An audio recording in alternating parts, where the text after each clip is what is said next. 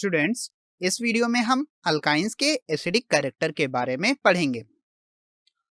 Alkynes के acidic nature का पता तब चला जब हमने अल्काइंस की रिएक्शन सोडियम मेटल से की और रिएक्शन के बाद हाइड्रोजन गैस लिबरेट हुई, जिसे हम इस रिएक्शन से दिखा सकते हैं। हमने यह ऑलरेडी पढ़ रखा है कि एसिड्स मेटल के साथ रिएक्ट करके हाइड्रोजन गैस लिबरेट करते हैं। तो अगर इथाइन सोडियम मेटल के साथ रिएक्ट करके हाइड्रोजन लिबरेट कर रहा है तो इसका मतलब यह है कि इथाइन एसिडिक नेचर का होता है। वहीं जब हमने इथाइन की रिएक्शन सोडामाइड जैसे स्ट्रॉन्ग बेस के साथ कराया तो हमें सोडियम इथेनाइड और अमोनिया गैस मिला। यह भी अल्काइन के एसिडिक नेचर को प्रूव करता है। लेकिन सवाल यह आता है कि कार्बन हाइड्रोजन बॉन्ड तो नॉन पोलर होता है, फिर भी अल्काइंस एसिडिक नेचर के क्यों होते हैं?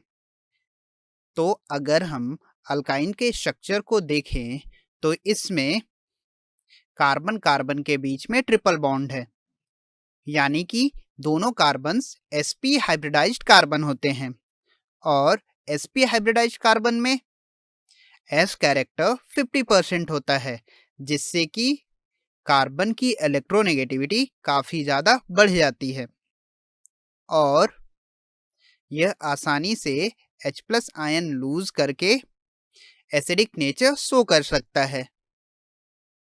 तो किसी भी सब्सटेंस का acidic nature H+ ion donate करने की टेंडेंसी पर डिपेंड करता है। सिंस अल्काइंस भी H+ आयन डोनेट कर सकते हैं, इसलिए ये काफ़ी ज़्यादा एसिडिक नेचर के हो जाते हैं। लेकिन आप यहाँ पर एक चीज़ ध्यान रखिएगा कि अल्काइंस में प्रेजेंट सारे हाइड्रोजन्स एसिडिक नहीं होते हैं। केवल वही हाइड्रोजन एसिडिक होते हैं जो ट्रिपली बॉन्डेड कार्बन से जुड़े होते हैं, या फिर कहें कि केवल टर्मिनल अल्काइंस ही एसिडिक नेचर शो कर सकते हैं।